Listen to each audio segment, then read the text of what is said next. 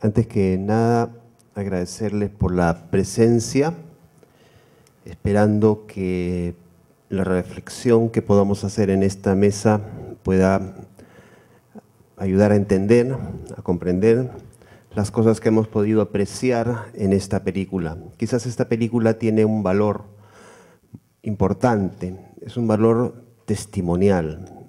Los que han actuado en realidad no son actores, sino lo que han hecho es más bien representar su propia vida.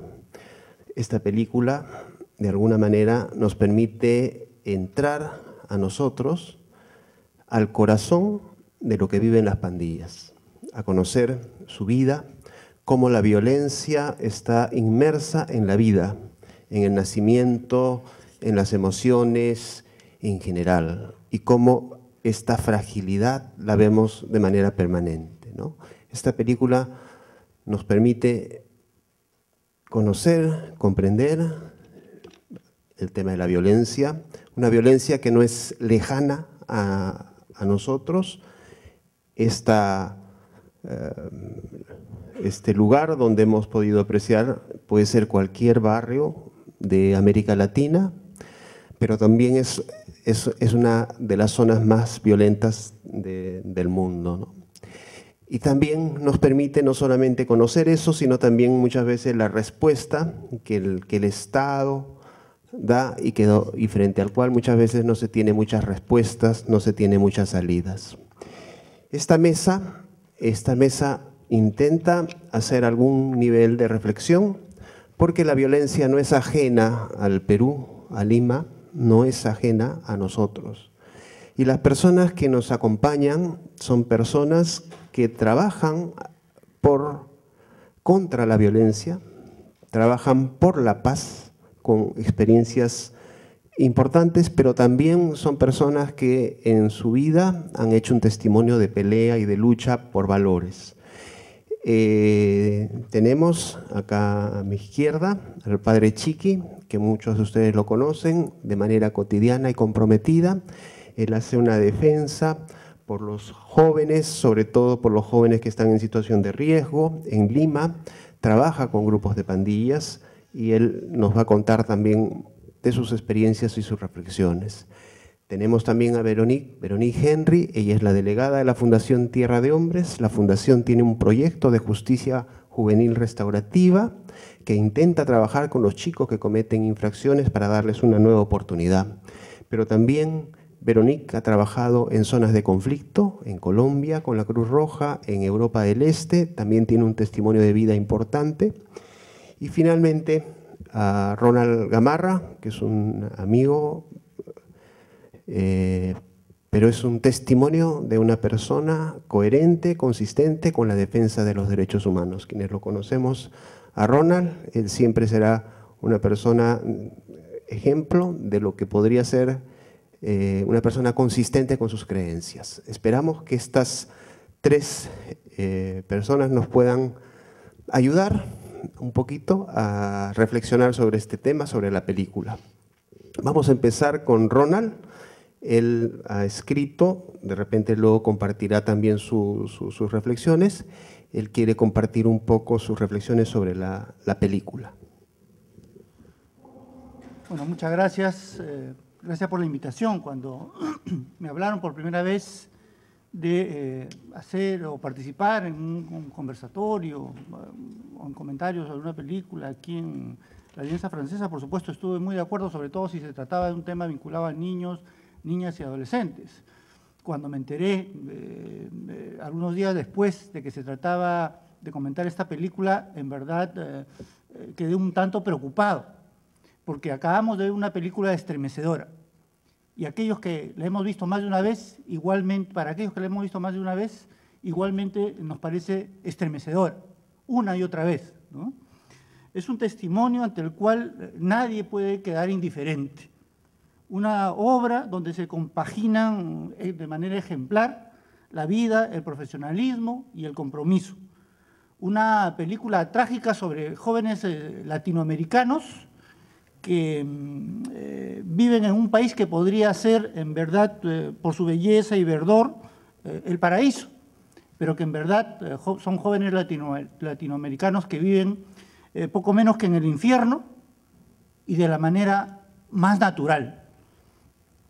Esta película también es la obra maestra de una vida vivida en el fuego, del riesgo y la pasión, como fue la del fotoreportero y documentalista Poveda. Poveda nació en Argelia en el 55 durante la ocupación colonial francesa. 6 años más tarde, tras finalizar la ocupación, su familia se trasladó a París. No era, por cierto, un argelino, tampoco un español a pesar del apellido y de su ascendencia, ni era propiamente un francés, sino lo que entonces se denominaba un pie negro, un integrante de la minoría colonial francófona en Argelia, que abandonaron masivamente este país al definirse una independencia o su independencia para ser recibidos como marginales en la metrópoli. Subrayo esto porque creo que que la experiencia infantil en Argelia, sacudida por la guerra de liberación y la guerra contrasubversiva, marcó su opción muy personal por las minorías, por los desplazados, por los sojuzgados, que se reflejaría luego en su labor profesional. Y subrayo doblemente lo de opción muy personal, porque, como es conocido, la gran mayoría de los pies negros optaron por refugiar su marginalidad en valores reaccionarios de tinte incluso racista y fascistoide.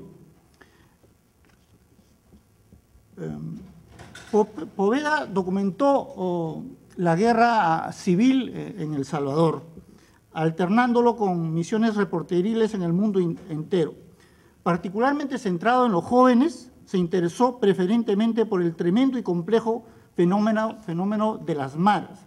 Como hemos visto, las grandes y violentas pandillas juveniles en El Salvador, toda una subcultura de la marginalidad y el delito que no tiene igual en el resto del continente.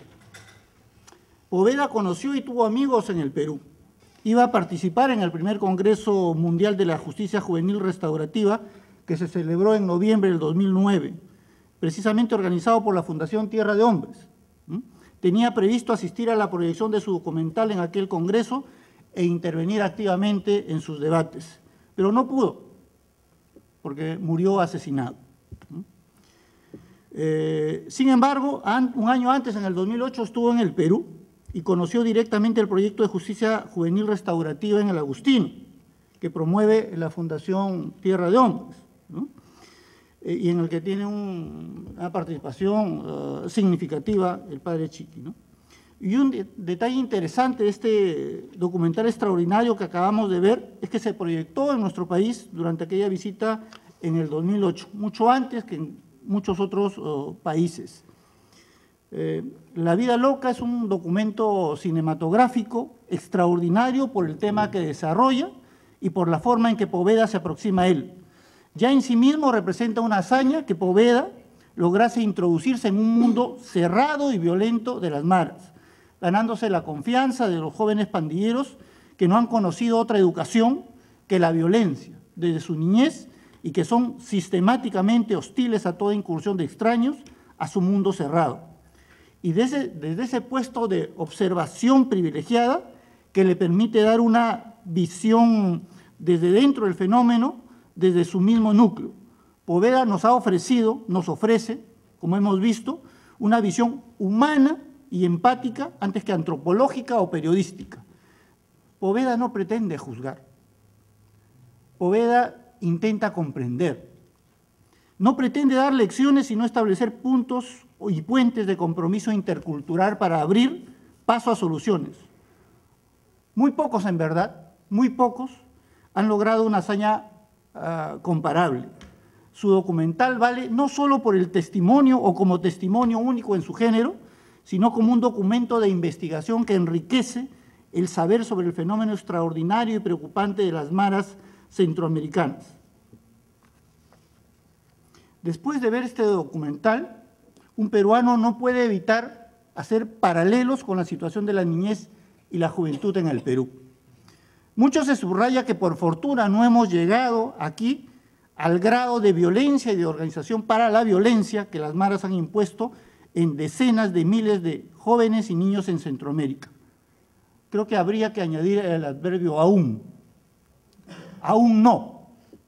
Porque es evidente que en las últimas décadas hemos recorrido mucho camino pernicioso, perjudicando sistemáticamente la atención de la niñez y la juventud peruanas, abandonándola a su suerte, desplazándola de la escuela, arruinando la calidad de la educación pública, dejando progresar la desnutrición y la malnutrición infantil, dejando impune el abuso sexual de la niñez, dejando a su suerte a los niños de la calle, descuidando la recuperación de los que caen en la drogadicción, propiciando la ruina urbana y la tugurización, dando en público los peores ejemplos de corrupción como paradigma y medio de ascenso social. Y aquí en el Perú, aquí en Lima nomás, tenemos grandes focos del deterioro continuo de la dignidad humana en perjuicio de niños y jóvenes. Todos hemos visto hace algunos días nomás los sucesos de La Parada, una zona que las autoridades del Estado, la sociedad y finalmente todos y cada uno de nosotros hemos dejado pudrirse sola durante 50 años. Décadas de sostenido deterioro donde han crecido generaciones en una subcultura marcada por los códigos del hambre. Niños y jóvenes que crecen sin valores ciudadanos, con estímulo continuo de su agresividad y sin capacidad de aprender el dominio de sus impulsos, bajo la única ley válida de conseguir dinero, del modo más inmediato, para pagarse la droga y el alcohol. Como La Parada y los cerros tugurizados que la circundan, tenemos en nuestra enorme ciudad numerosos focos de deterioro antiguo, los barracones del Callao, la Huerta Perdida, Renovación, Mendocita, Cárcamo, Corongo, Barrios Altos y el Rímac en general. Focos en el propio centro histórico, a las orillas del río Rímac, sectores que han sido olvidados por décadas y donde los niños, niñas y jóvenes peruanos no tienen oportunidad de vivir en mínimas condiciones de dignidad, donde carecen de las mínimas oportunidades de progreso decente. Son los marginados de un sistema incapaz de darles un lugar, de un sistema para el cual sencillamente no existen y del cual se toman la revancha. Quien crea que la sola extensión del mercado y el progreso económico en la producción de bienes y servicios podrá solucionar por sí solo el problema de estos focos de deterioro humano, está totalmente equivocado. Hace falta una política consciente, asumida por toda la sociedad, debidamente planeada por el Estado y aplicada metódicamente, pero también con urgencia, para la recuperación de estos sectores, que es mucho más que repartir alimentos y otros obsequios periódicos, que significa en buena cuenta poner las bases que hagan posible una vida digna. De no asumirlo de este modo, avanzaremos sin remedio a las formas extremas de violencia que acabamos de ver en la película. Los indicios son cada vez más preocupantes, pero la mayor preocupación aún produce la falta de información de nuestros políticos, que no pasan del estridente reclamo de sanción y castigo. Sería bueno que se enteraran y apoyaran con todo lo que tienen a su disposición los esfuerzos alternativos para la recuperación de niños, niñas y jóvenes con problemas de conducta que llevan adelante personas como el padre Chiqui, o el proyecto de justicia juvenil restaurativa, o algunos jefes policiales, sensibles e inteligentes. Yo termino con esto, que la visión de esta película, admirable y terrible al mismo tiempo, de nuestro recordado Cristian Poveda, sobre una subcultura de violencia juvenil, sea como lo quería él, un estímulo para cuestionarnos y forzarnos a hacer algo al respecto, que no nos quedemos, pues, de brazos cruzados. Gracias.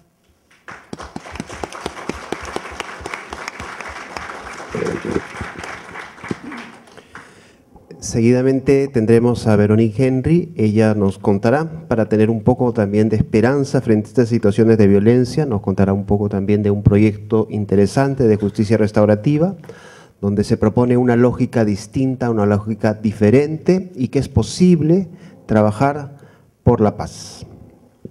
Gracias, buenas noches. Antes de todo agradecer a la Alianza Francesa por invitarnos en este importante espacio. Bueno, si bien es cierto, como ya lo dijo Ronald, el Perú se salva de este tipo de situación que es muy específico de América Central. Todavía no hay maras en el Perú, aunque hace algunos meses se dijo que estaban llegando, que ya había algunos grupos en el Callao, en Lima Norte también, que se hacían llamar también la Mara, la 18, creo. Bueno, al final no se pudo comprobar y se piensa que no es el caso, ojalá, ¿no? Pero sin embargo, sí es cierto que puede también venir. Las maras ya se están expandiendo en países vecinos como México, Colombia. Se dice también que Argentina hay presencia ahora de estas maras y además que por la tecnología y la globalización también es mucho más posible o probable que lleguen aquí, ¿no? Casi en toda la región. Entonces yo quería también un poco hacer un paralelo, si se puede decir, y un poco darles algunos datos, cifras claves de cómo vemos la situación en el Perú, ¿no? En el 2010, según el Observatorio de Criminalidad del Ministerio Público, se han registrado 17.426 infracciones a la ley penal. Infracciones se llaman cuando solamente son cometidas por menores de edad aquí, ¿no? No son delitos. Esto representa solamente el 4% de los delitos cometidos por adultos en el mismo año, el 4%. Yo creo que eso es importante también tomarlo en consideración porque muchas veces la prensa, la gente, los políticos dan esta imagen de que hay una sobredelincuencia de los jóvenes, que los jóvenes son el peligro de la sociedad, que son los que cometen todos los delitos, los daños a la sociedad. Entonces yo creo que también es importante ver que es el 4%, es poco, ¿no? Entonces tal vez en vez de siempre proponer políticas más represivas, tal vez pensar en esto, ¿no? Si es el 4%, no habría otras alternativas tal vez que proponer leyes más duras, bajar la edad de responsabilidad penal, todo esto, ¿no? Lo que sí es importante también saber es que del 2009 al 2010 estas infracciones a la ley penal han aumentado de un 7.5%. O sea, tampoco es que se está manteniendo o menos disminuyendo. Sí hay un aumento, es cierto, y también hay que tomarlo en consideración y ver por qué esto está aumentando, ¿no? Porque habrá más jóvenes, porque cometen más infracciones, porque puede ser que estén ya más vinculados con delincuencia adulta, grupos de delincuencia organizada, en fin, hay muchas preguntas que se pueden hacer para intentar entender, ¿no? En el 2012, hasta el momento, hasta septiembre del 2012, en el Poder Judicial, es decir, los adolescentes juzgados ya por haber cometido infracción, fueron 2.321 de enero a septiembre de este año. De estos, hay un 68% que fue internado en un centro juvenil. No sé si aquí algunos de ustedes conocen el más conocido como Maranguita, el centro juvenil de Lima para varones. Tiene capacidad para 350, ahora parece que lo han ampliado un poco hasta 400 adolescentes y ahora están a más de 800, están 830, 40, así que están a más del doble y se sigue llenando. Entonces, esto es en Maranguita, pero si visitamos los centros juveniles que hay en provincia, que hay otros en varias provincias, casi todos también están en sobrepoblación muy fuerte, con problemas de infraestructura, problemas de personal, falta de personal insuficiente, no bien preparado, capacitado, no especializado, mucho tema de corrupción también. Entonces, esto también sí sabemos que normalmente el internamiento debería ser la medida de último recurso para infracciones graves y para el menor tiempo posible, como lo exige la ley peruana y como lo recomienda la legislación internacional. El 68% de chicos están internados, ya es mucho, ¿no? Porque se supone que deberían solamente ser los casos más graves y en realidad cuando visitamos estos centros hay bastantes chicos que por haber robado un teléfono ya los traen, por ejemplo, de Cajamarca o de de Amazonia, han robado un teléfono, los traen de allá hasta Chiclayo o Trujillo, porque es el centro juvenil más cercano, que puede ser, no sé, 15, 20 horas de bus, es decir, que la familia no los va a visitar todo este tiempo porque no tienen dinero para pagar pasaje, tampoco tienen tiempo porque tienen que trabajar. Entonces, como estos chicos se van así, se les va cortando su vínculo con sus familiares, con su entorno, con su cultura, con su comunidad. Entonces, también eso es importante, que los fiscales, jueces tengan esto en consideración. ¿Qué daño se le puede hacer a un adolescente cuando se le saca de todo esto por haber cometido una infracción que no es grave, ¿no? En el Perú hay 9 centros juveniles. Entonces, 2 en Lima, uno para varones, otro para mujeres, y hay 7 más en provincia. Tienen una capacidad total de 640 adolescentes y en realidad están a mucho más. Y también existe lo que llaman el SOA, el Servicio de Orientación al Adolescente, que también depende del Poder Judicial, pero hay uno solo en el país, está aquí en Lima, en el RIMAC, y atiende adolescentes judicializados, pero al nivel abierto. Los chicos vienen 2, 3, 4 veces a la semana, tienen supuestamente un control por parte del juez, y en el mismo centro hay un equipo interdisciplinar con psicólogos, trabajadores sociales, médicos, psiquiatra, y tienen que cumplir con los requisitos de venir estos días y todo. Entonces, no está tan mal, pero hay uno solo en el país hasta el momento, y eso implica que en las regiones o en los otros distritos de Lima que quedan más lejos de Lima, estos chicos no tienen mucha opción, o están en medio abierto sin en realidad recibir una atención interdisciplinar adecuada para poder permitirle una reinserción, o el juez prefiere mandarlo en un centro cerrado, que tampoco es lo mejor, sobre todo si son infracciones que no son graves. Y hay otra alternativa que ya lo mencionó Ronald, que es el proyecto de justicia juvenil restaurativa, que hemos empezado Tierra de Hombres en convenio con varias instituciones del Estado en el 2005, y que atiende a los adolescentes infractores en medio abierto, pero más que todo al nivel fiscal. El fiscal tiene la posibilidad de no acusar al chico y de no enviarlo a instancia judicial si es que la infracción cometida no es grave, si es que el chico también demuestra una voluntad para reinsertarse en un programa abierto, un sentido de responsabilidad, si acepta también responsabilizarse por los hechos, por el daño cometido, y si intenta o si muestra disposición para un proceso de reparación del daño a la víctima.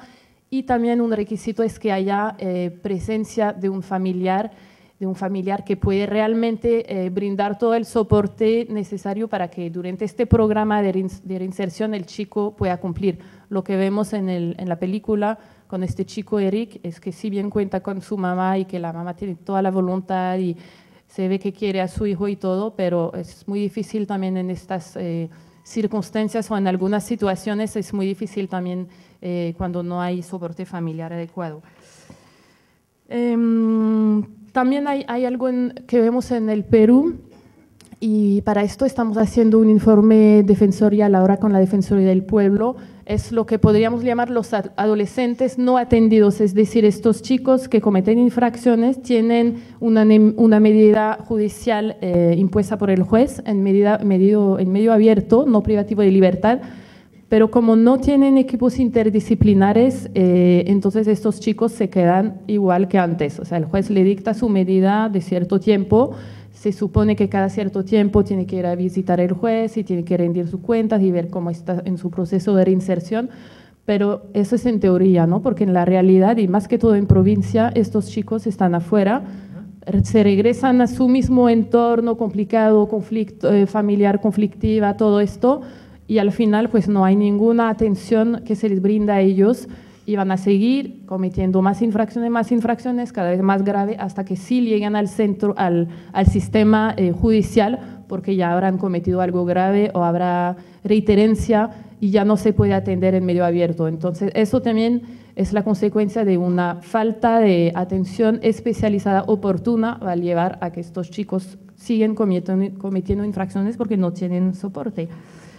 Las comisarías también es un tema que nos preocupa mucho en el Perú, la comisaría de los policías, ¿no? El trato de los policías hacia los chicos que cometen infracciones.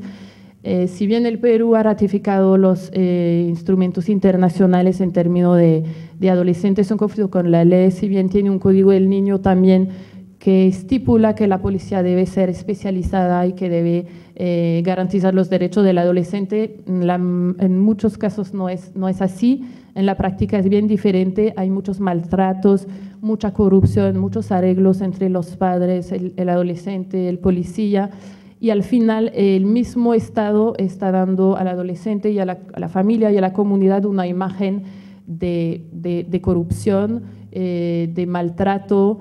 Así que en estas condiciones muy difícilmente el adolescente que entra por primera vez en contacto con el sistema de justicia, porque el primer contacto es la policía antes del fiscal, antes del juez, muy difícilmente el chico va a querer responsabilizarse, cumplir con las normas, cumplir con lo que se les exige si ve que justo a él sus derechos no les están sido respetados.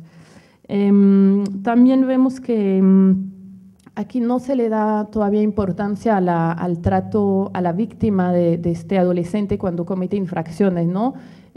Nosotros que trabajamos el tema de justicia juvenil restaurativa, hablamos siempre de la reinserción del chico. El chico adolescente sí va a querer reinsertarse, responsabilizarse, pero no es solamente reinsertar al adolescente, es también tomar en cuenta a la persona que fue afectada por este chico, puede ser una persona, varias, puede ser la comunidad entera.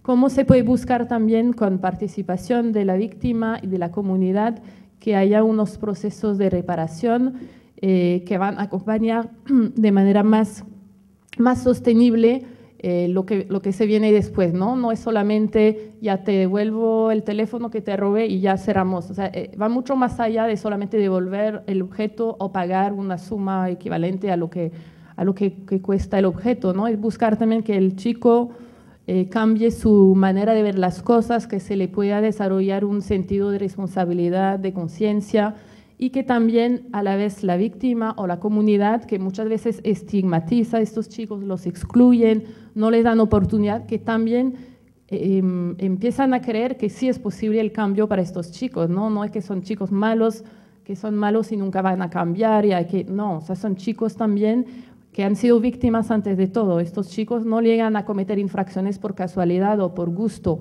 son casi todos chicos que han sufrido violaciones de sus derechos desde muy pequeños, han sido víctimas de violencia en su familia, no han crecido con las habilidades para relacionarse de manera sana, muchas veces ya cuando entran en la adolescencia son excluidos por la familia, entonces buscan quién los va a acoger, y muchas veces es afuera en la calle el grupo de amigos o el grupo que les va a ayudar a desenvolverse en este mundo de delincuencia, ¿no? Entonces, bueno, voy a ir un poco más rápido, entonces me quedan 3 minutos.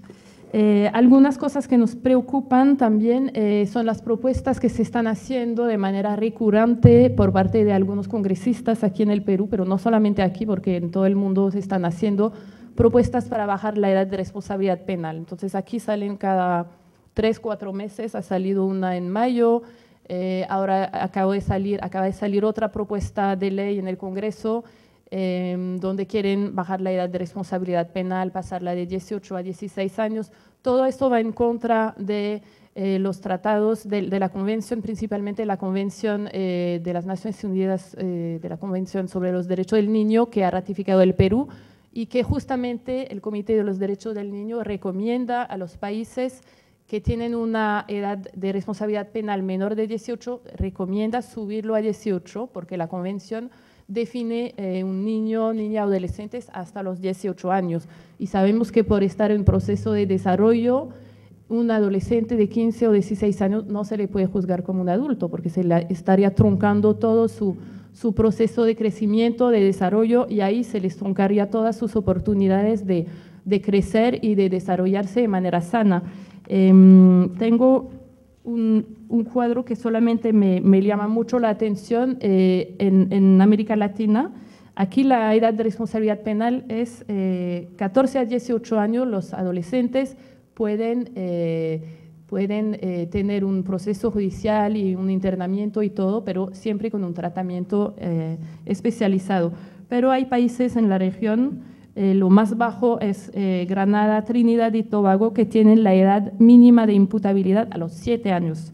Antigua, Barbuda, San Vicente, las Granadinas, 8 años. Bahamas, Guyana, Surinam, 10 años. Luego viene todo un bloque de países: Dominica, Jamaica, Bolivia, Brasil, Canadá, Costa Rica, Ecuador, Salvador, toda América Central y más, y Caribe, 12 años.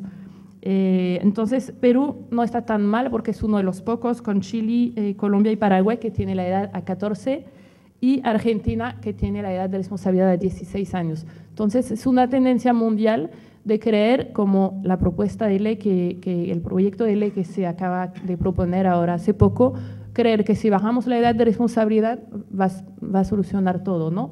Entonces, los argumentos de este proyecto decía si los chicos se drogan mucho más temprano, toman alcohol, bla, bla, bla, pero yo me pregunté, pero esa es la respuesta realmente. Si los chicos empiezan a tomar drogas a los 13, 14 años, ¿por qué le deberíamos bajar la edad de responsabilidad penal? No debería ser. Estos chicos tienen un problema de consumo, de adicción, de muchas cosas. Ahí es donde hay que mirar y actuar y trabajar prevención y trabajar con la familia y trabajar con comunidad.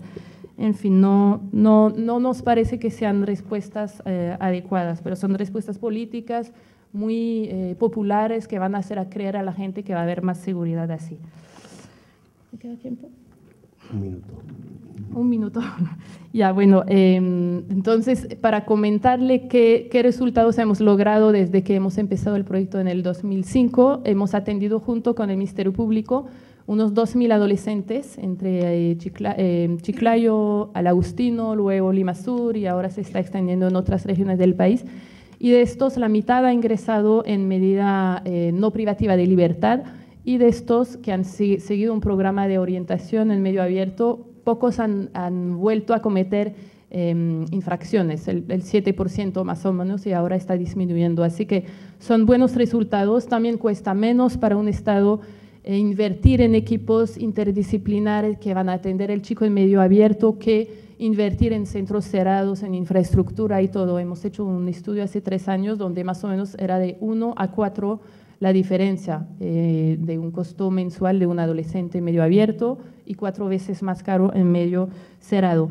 También reconocer los esfuerzos del gobierno peruano. El Ministerio Público desde el 2010 ya empezó a asumir el enfoque restaurativo que nosotros veníamos aplicando, lo empezó a asumir como programa nacional estratégico en el Ministerio Público, y tiene ahora la voluntad de extender cada año en más regiones y más distritos de Lima este programa de justicia juvenil restaurativa, contratando a equipos interdisciplinares de psicólogos, trabajadores sociales, gente muy especializada que ya van a ir atendiendo a estos adolescentes en medio abierto y acompañándolos en todo su proceso de reinserción. Así que sí tenemos bastante optimismo porque el Estado ya se compró el pleito, aunque hasta el momento es más que todo el Ministerio Público, y nos falta todavía involucrar mucho más al Ministerio de Justicia con sus defensores, al Poder Judicial, al Ministerio de Interior con la policía, que eso es un punto de los más críticos, diría,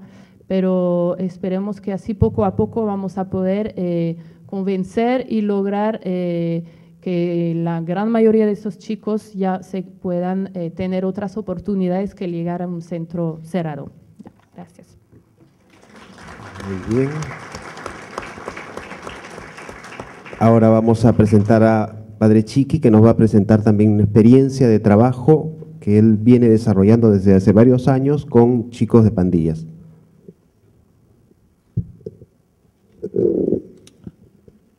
Buenas noches. Hace como 15, 16 años, tal vez algo más, en el Agustino había 37 pandillas. Ya en aquel tiempo se veían armas de fuego, pistolas, con una violencia muy grande. Y yo me vi metido dentro de ese mundo. Empezamos con una de las pandillas más violentas, los picheiros. Y lo primero que hay que tener en cuenta es que la pandilla es toda una cultura, una forma de entender la vida desde su situación. No se puede decir que cualquier adolescente o joven que comete un robo o que incluso en grupo atacan o se enfrentan sea una pandilla.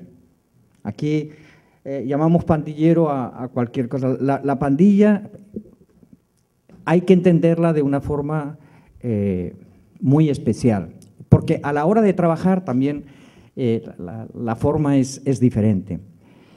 Lo primero que hay que tener en cuenta que para la gente que está en una pandilla, la pandilla eso lo veíamos en la película refleja muy bien toda esa cultura, todo ese mundo tan cohesionado. En los velorios se veía, yo estaba en velorios de muchachos en el Agustino y es exactamente igual, con sus ritos, con sus cosas, con su dolor, que no tiene que ver nada con el dolor que pueden sentir ante el dolor que ocurre fuera de la pandilla. Eso no importa.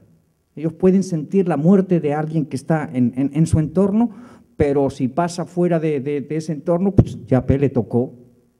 Y no hay ningún tipo de sentimiento. Se va creando un mundo muy cerrado, ajeno a las normas del resto de la sociedad. Las urgencias de la gente por el trabajo, por la familia, no cuentan. Las únicas urgencias son las que surgen del entorno familiar. Bueno, teniendo en cuenta esto, lo primero que hicimos en el Agustino es partir de sus historias, sus carencias, sus necesidades, para saber por dónde se puede encontrar un camino para salir. Y ellos fueron los que marcaron el camino, los muchachos de las diferentes pandillas en el Agustino, que en nuestro caso fue educación. La mayor parte, casi el 100% de los muchachos que están metidos en este mundo, están ahí porque han desertado de la escuela.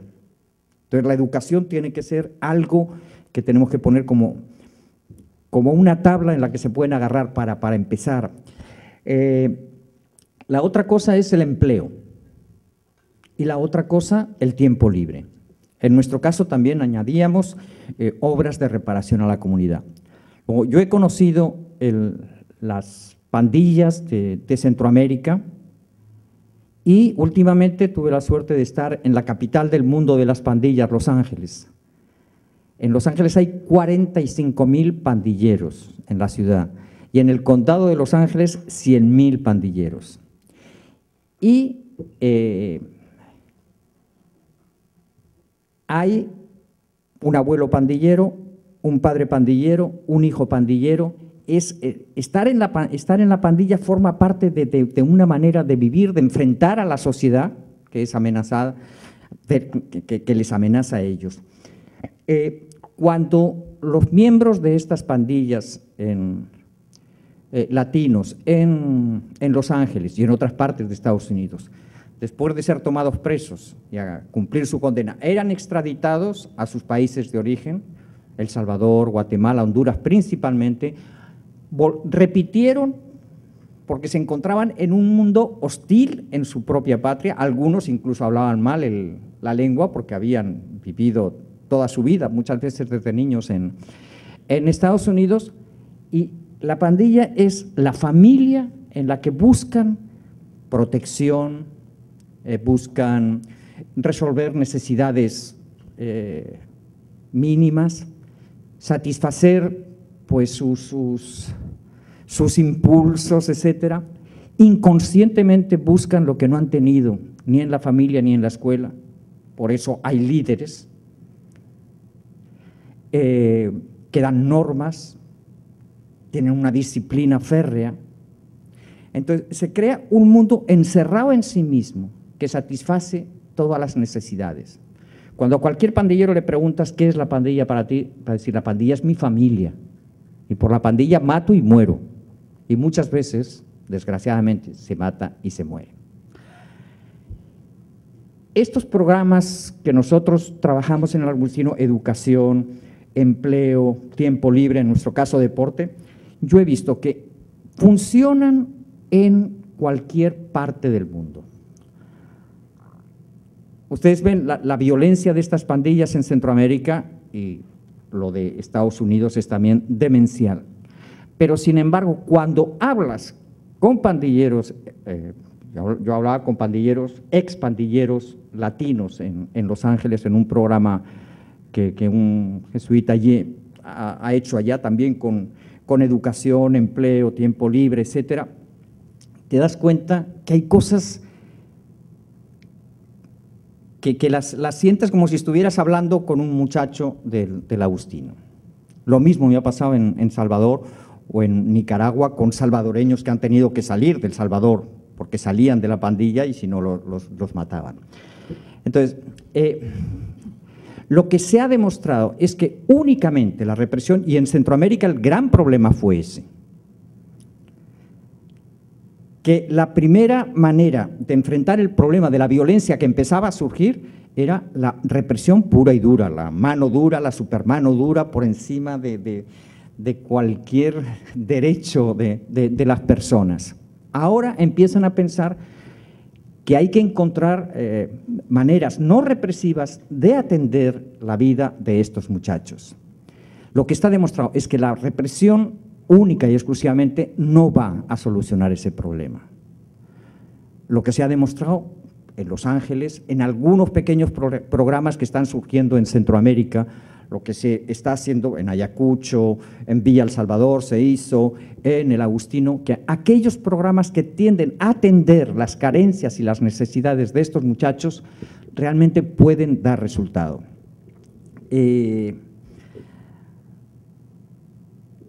Decía al comienzo que no todo muchacho que está en la violencia o en las drogas es un pandillero. Yo pienso que hay maneras diferentes de enfrentar el problema de la violencia juvenil. La pandilla tiene una estructura con la que puedes trabajar también para encontrar un camino de solución.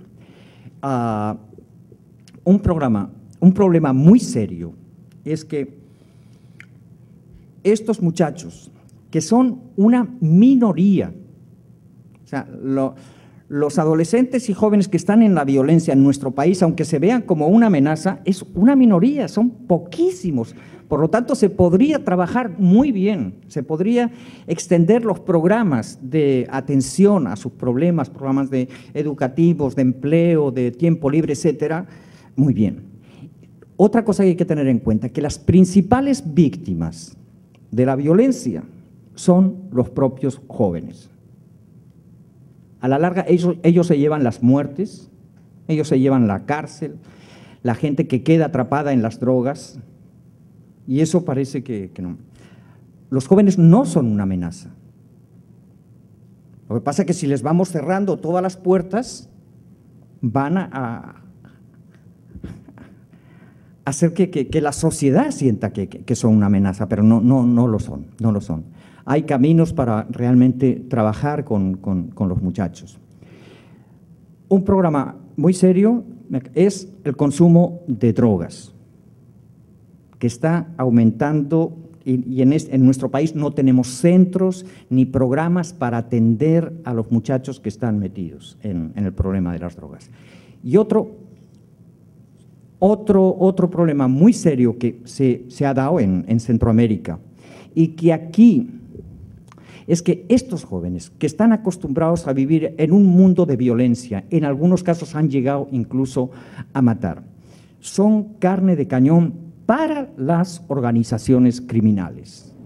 El problema de los sindicatos de famosos, entre comillas, sindicatos de la construcción, que son un gran problema en nuestro país, utilizan a muchos de estos jóvenes, actualmente desempleados, etcétera, para involucrarlos en sus actividades criminales. Las pandillas no son organizaciones criminales, pero estamos en un momento en que pueden ser utilizadas para eso. Simplemente yo quería acabar también, como Ronald empezó hablando de Poveda, Cuando yo lo conocí acá en Lima, también tengo la misma sensación de la que habla Ronald, de una persona que se metió con una voluntad de entender y hacernos entender ese mundo, que fue asesinado por los mismos muchachos con los que él trabajó, por una serie de malos entendidos, etcétera, etcétera, pero que es una persona que nos ha dado un testimonio de que merece la pena incluso jugarse la vida por ir al encuentro de estos jóvenes y ponérnoslo delante de la cara para que nosotros podamos decir, bueno, ¿y qué podemos hacer para afrontar este problema y para encontrar juntos caminos de solución? Muchas gracias.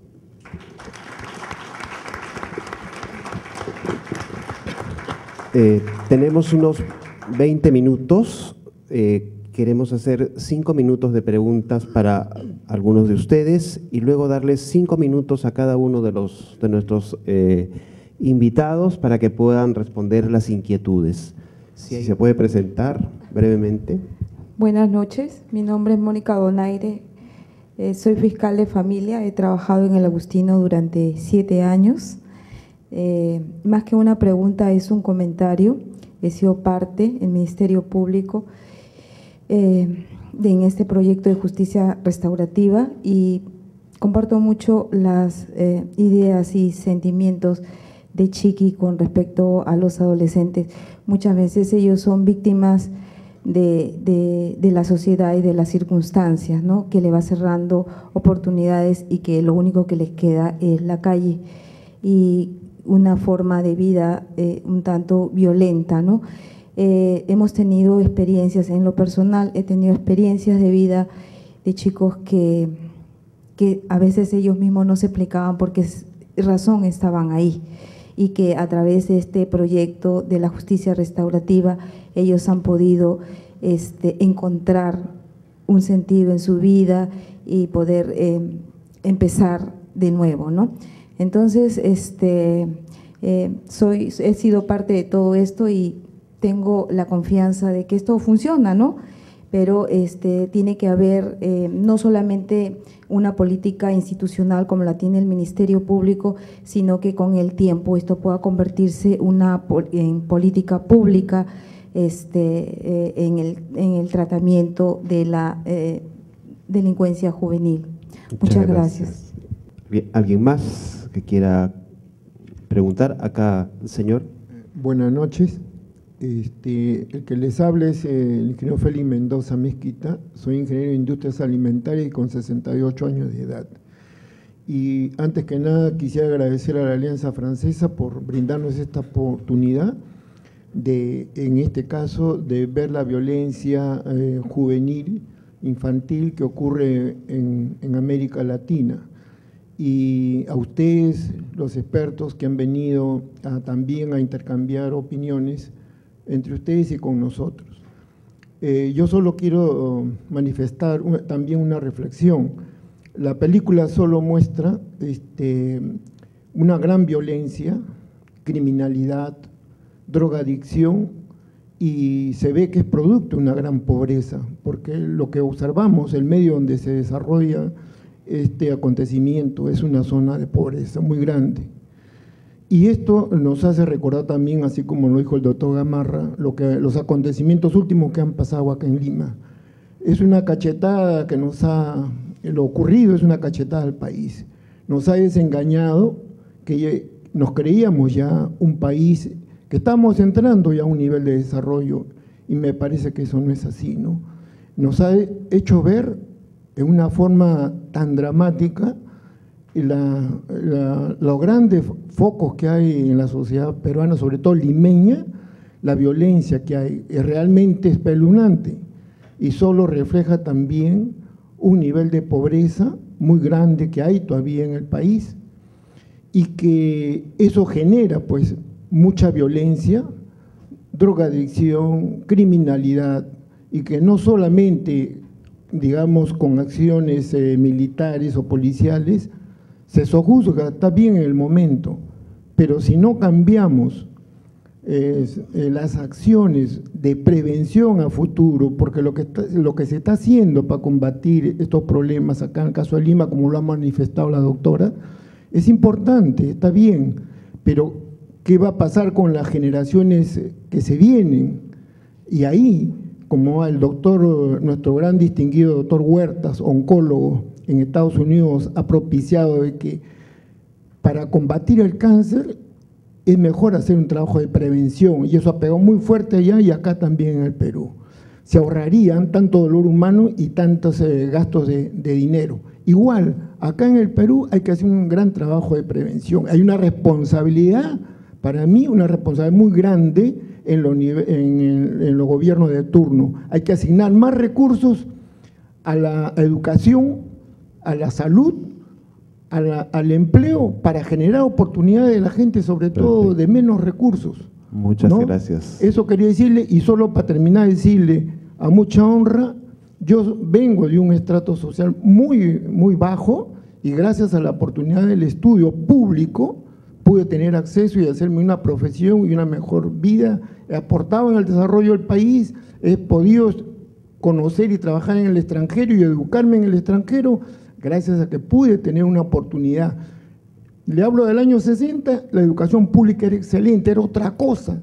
Muchas gracias. Y eso es lo que digo, hay una responsabilidad enorme de los políticos, de los gobiernos de turno, para cambiar la realidad del país. Muy bien. Gracias. Gracias. Una última pregunta, comentario para pasar a los especialistas. Buenas noches, yo soy Celín. Solamente hemos visto mucha violencia, hemos hablado que los jóvenes eran violentos, sí es cierto que hay problemas de pandillajes, etcétera, etcétera, pero también hay muchos perjuicios por parte de la sociedad. ¿Cuáles serían soluciones, propuestas para que la sociedad también se dé cuenta que hay oportunidades dentro de los jóvenes, que sí hay futuro, que sí hay voluntad de crecer, que sí hay voluntad de ser parte de esa sociedad? Como hablaba Veronique de reinserción, pero yo quisiera más bien hablar de inserción en la sociedad, porque muchas veces se estigmatiza a los jóvenes, ¿no? Así que quería saber cuáles son las soluciones, las propuestas que tendría para que la sociedad los vea como son, como jóvenes, ¿no? Muy bien, vamos a darle la palabra a Ronald, unos 5 minutos, luego Veronique y luego el padre Chiqui.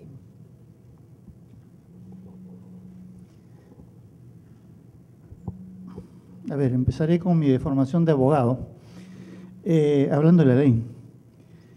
Efectivamente, ¿no? Como aquí ha dicho Veronique, en realidad nuestros políticos solo piensan en represión y castigo, y eso tiene que ver con la forma como intentan enfrentar el tema de la violencia juvenil, de las infracciones a la ley penal, ¿no? Y efectivamente, si uno revisa el catálogo de iniciativas legislativas presentadas, se ven con muchos de aquellas propuestas que tienen que ver con hacer frente a los problemas en los que se ven involucrados los adolescentes, son medidas de represión, ¿no? Antes, claro, o sea, antes que pensar en una pública, ¿cierto? Que tenga, por supuesto, también un componente de represión, de sanción, allí donde el extremo obligue, ¿no? Porque el Estado tampoco se puede atar de manos y tiene que tener una respuesta represiva allí donde la situación excepcional lo señale, pero sin embargo no vemos en las iniciativas legislativas propuestas de política pública, ¿no es cierto? Hay una iniciativa buena o mala por allí, de alguien que se le ocurre en una determinada coyuntura y sobre la cual probablemente no se va a volver sino hasta tiempo después en el que se produzca un estallido que obliga a otro congresista a interesarse por el tema. Pero básicamente no hay una política pública para hacer frente a los adolescentes infractores de la ley penal, ¿cierto? Entonces, ¿qué hablar de prevención? Eso prácticamente, salvo algunas medidas muy concretas y algunas instituciones como el Ministerio Público, etcétera, pero en fin, no vemos desde el Estado como que todo el Estado se ponga en una línea común para hacer frente a este problema, ¿no? Entonces, porque finalmente hasta los funcionarios públicos pueden señalar que sí, que hay esbozo de una política pública o existe una política pública, pero allí habría que confrontarlos, en parte con lo que usted también decía, porque, a ver, ¿cuánto de presupuesto hay? Porque si tú tienes una política pública o dices sostener una política pública, eso supone presupuesto. Si no hay presupuesto, no hay política pública, ¿cierto? Entonces, y ahí es donde podemos confrontar, lamentablemente, la buena voluntad de muchos funcionarios públicos que tienen algunas iniciativas específicas, pero que no resuelven el fondo de la cuestión, ¿no? Lo que sí me parece preocupante, porque se vuelve cada cierto tiempo sobre eso, y en las circunstancias actuales pudiera tener algún predicamento, es este tema de la rebaja de la edad de la responsabilidad penal, ¿no? Y ahí, claro, o sea, otra vez vemos que nuestros políticos son ciegos, son sordos, son mudos, y que frente a este tipo de problemas solo piensan que la sanción es lo más indicado, ¿no? ¿Por qué no piensan en la necesidad de dotar efectivamente de derechos a los adolescentes? Allí sí no, ¿cierto? Allí sí 18 años para adelante para reconocerte determinados derechos, ¿no? Pero cuando se trata de sanciones, ahí sí pensamos en que es posible imaginarse una serie de castigos para quienes no han cumplido lo que en el Perú todavía es la mayoría de edad a los 18 años, ¿no? Entonces, ahí hay un tema que hay que resolver de fondo respecto de la forma como el Estado encara a los adolescentes infractores de la ley penal y cómo nuestros políticos. Y allí, unos más, unos menos, pero no hay una gran diferencia que uno puede decir que los políticos de este lado o de este color tienen una postura permanente en beneficio de los adolescentes y de comprensión del problema, ¿no? Allí, en realidad, salvando el apoyo de determinados congresistas con nombres y apellidos, pero todos cometen el mismo error de incurrir o de pensar en que la única respuesta es la sanción y es el castigo, ¿no? Muchas gracias. Verónica.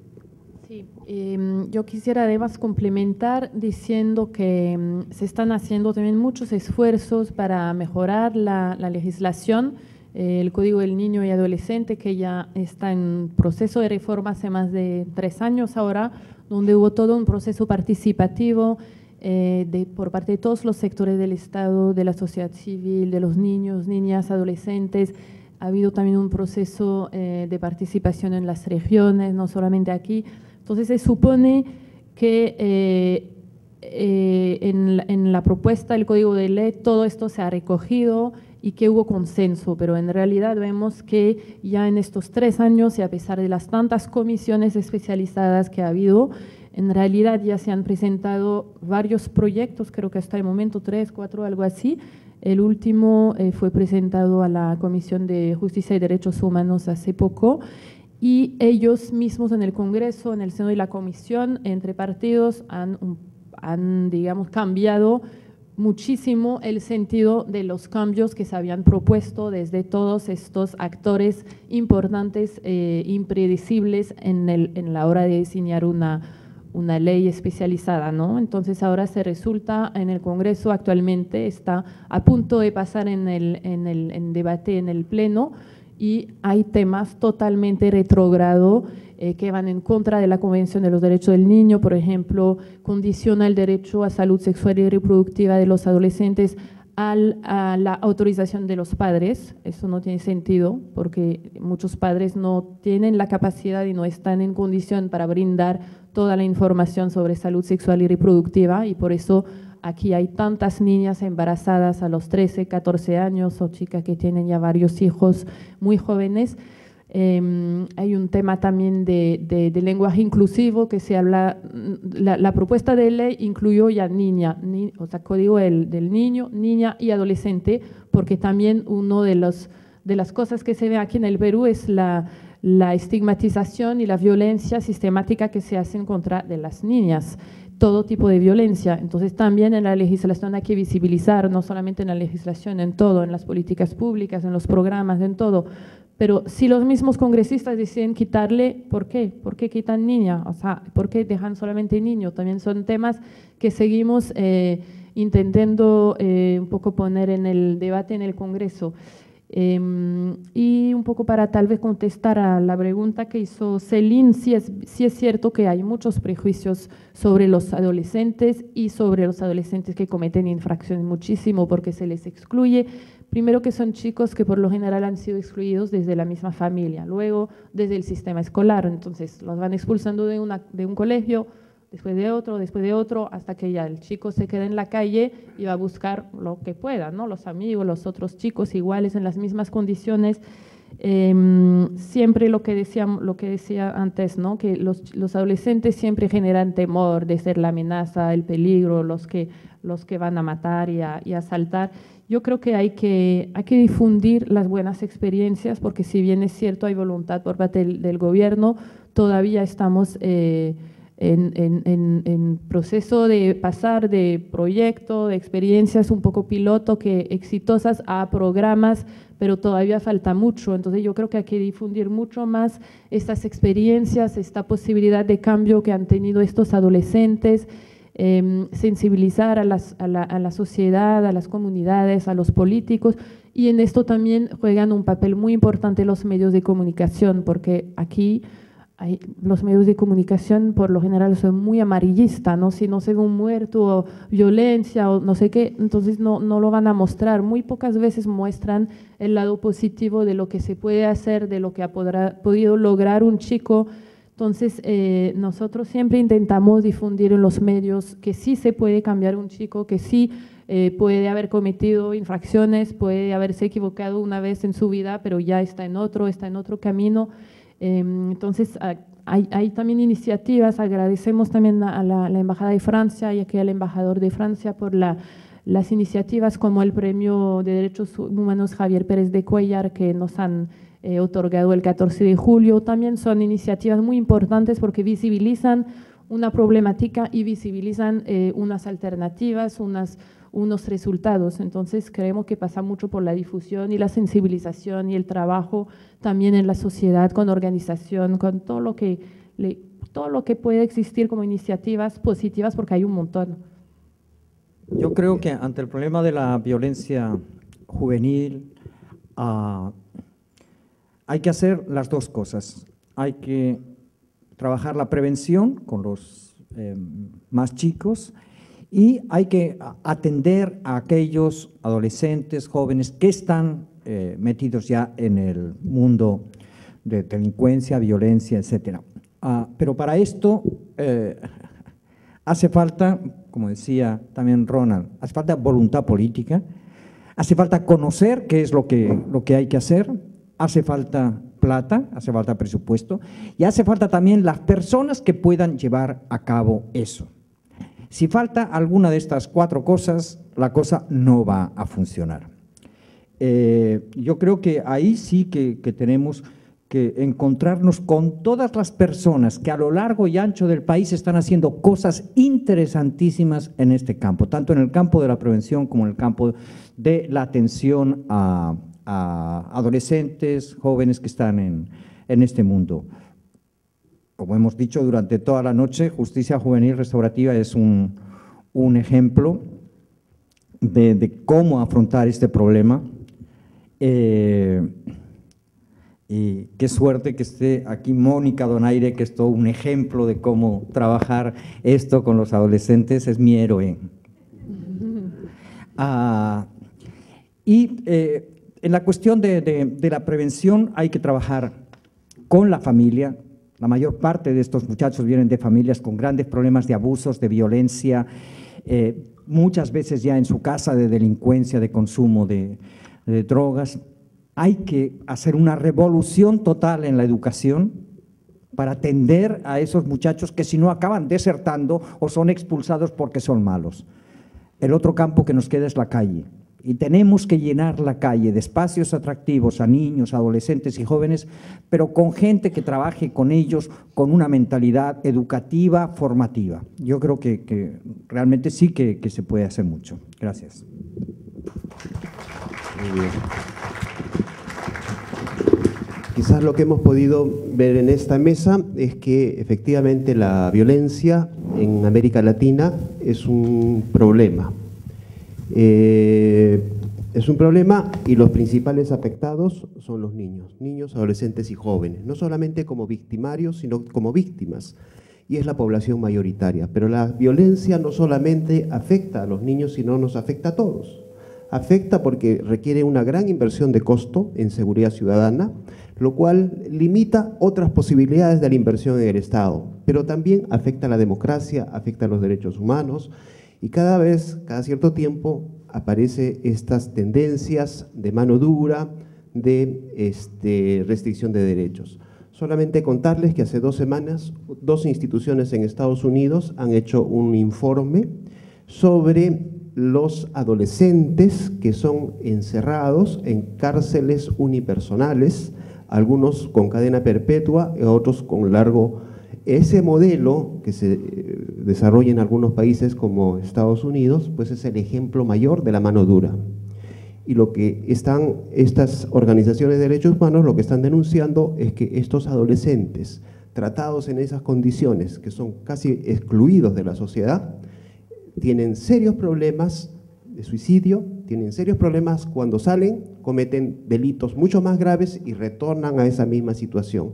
Es decir, la mano dura no resuelve problemas, la violencia engendra más violencia, es un círculo vicioso, y eso lo hemos podido apreciar en la película. Y felizmente en el Perú tenemos experiencias, tenemos personas que nos permiten pensar que es posible una cosa diferente, pero es una labor de todos nosotros buscar esas alternativas, porque en el Perú se está debatiendo, se está discutiendo permanentemente por dónde vamos, o los caminos democráticos o los caminos duros, pero esa es una opción que nos toca a todos los que estamos acá.